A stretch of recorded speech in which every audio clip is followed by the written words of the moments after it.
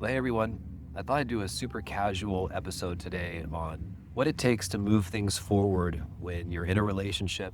If you have a wife or a long-term girlfriend or someone you're living with or someone you've been seeing a while. And heck, I think for some of us these days, even if you've had sex, you know, 5, 10 times, for some people that chemistry isn't always there and you don't know how to move it forward.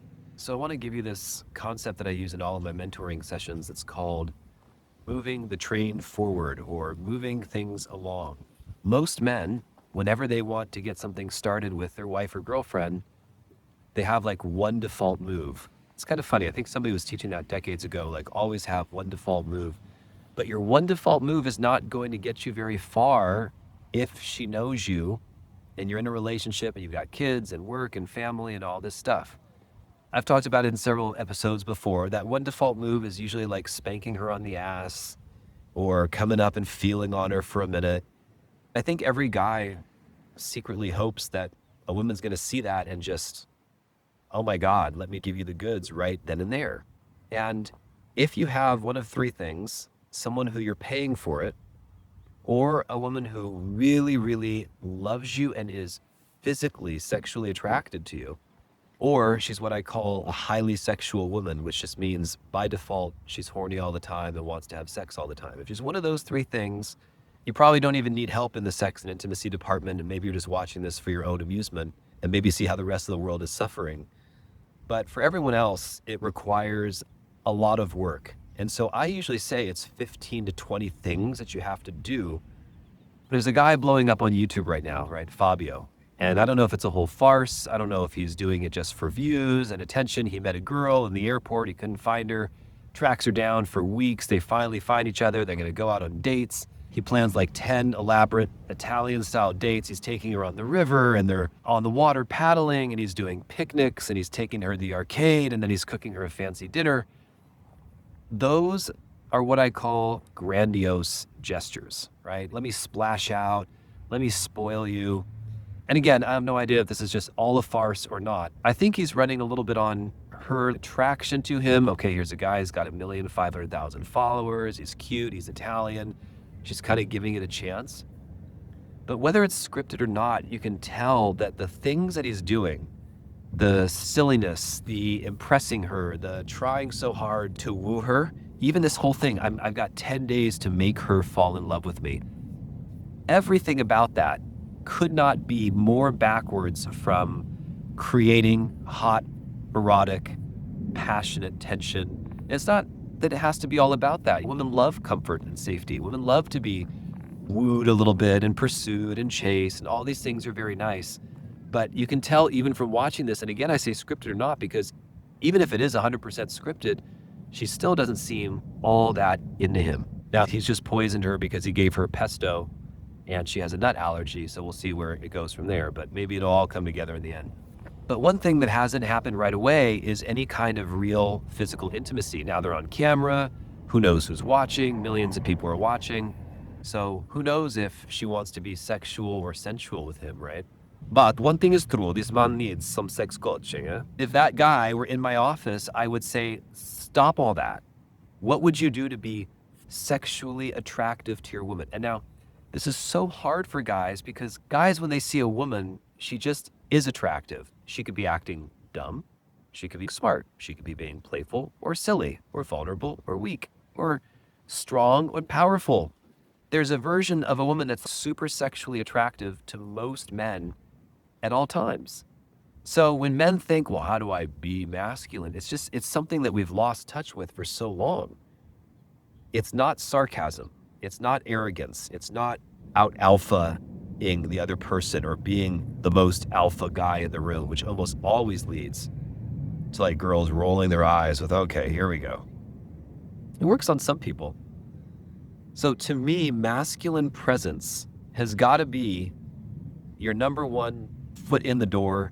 It's how you're going to get a sexual response from her. To bring this video back up, if he would have just maintained a little more eye contact and been a little bit more flirty or seductive in his ways. I don't mean schmarmy seductive. I don't mean Italian seductive. I mean just super present with her.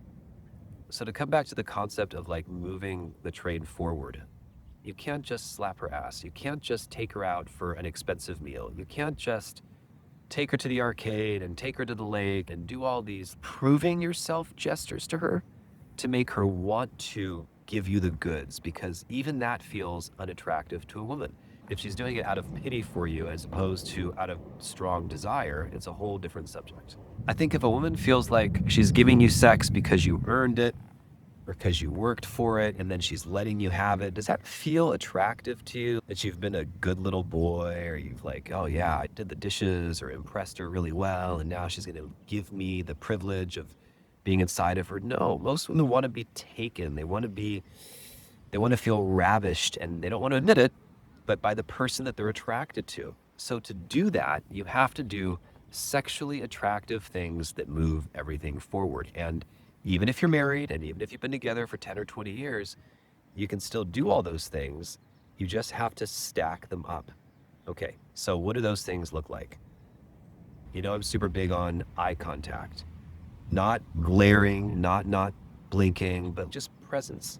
I'm super big on authentically relating and being with your partner and listening to her, getting physical with her early on, touching her throughout the day. And maybe it feels a little platonic at first. You know, maybe it feels just like you're giving a little caress or, hey, come over here, or a little reassurance on her low back, but at least it's something. And she's getting comfortable with being touched by you. I'll word this differently than I have before. Women almost have almost like a reset button every time their man doesn't touch them for like a week or 2 or 3. It's like it takes them not a minute, sometimes a while, to get used to his touch again, to get used to how he interacts with you and what his smell is like, how he touches her. And her body, it might bristle a little bit. She might tighten up when you touch her if it's been a while, especially if it's been a week, and then all of a sudden you want to have sex on Friday because you realize it's been a long time too, and that's the first time you've touched her all week. You haven't said good morning, you've had some arguments, you're not even giving each other kisses. What do you expect, right? The grand finale, probably what you're looking for here. She's putting on some makeup in the bathroom and she's not super focused on it. She's just doing a little thing or washing her face, and you come up behind her and you press up against her. That's 1. You breathe. That's 2.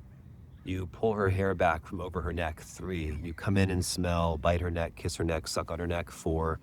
Smell her ear. 5. Say something in her ear. 6. Put your hand around her waist. 7. Grind on her a little bit. 8.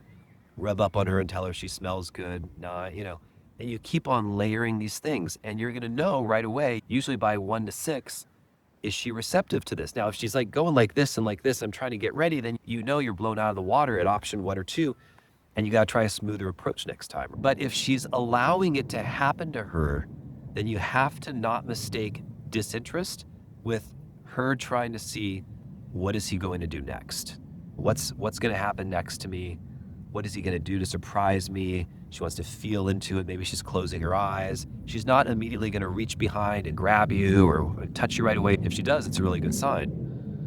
But you have got to keep moving things forward. There's no ifs, ands, or buts about it. If you're not constantly moving towards either an intimate experience or sex, because someone will say, oh, he only wants sex, or I know if he touches me, this is going to lead to sex.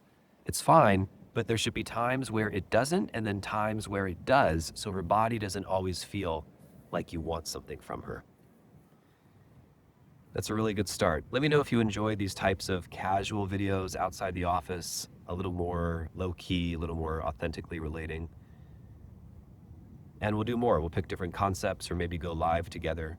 If you're curious about the kind of work I do, just visit closeness.com. I see couples all the time and make huge shifts that make a difference for them.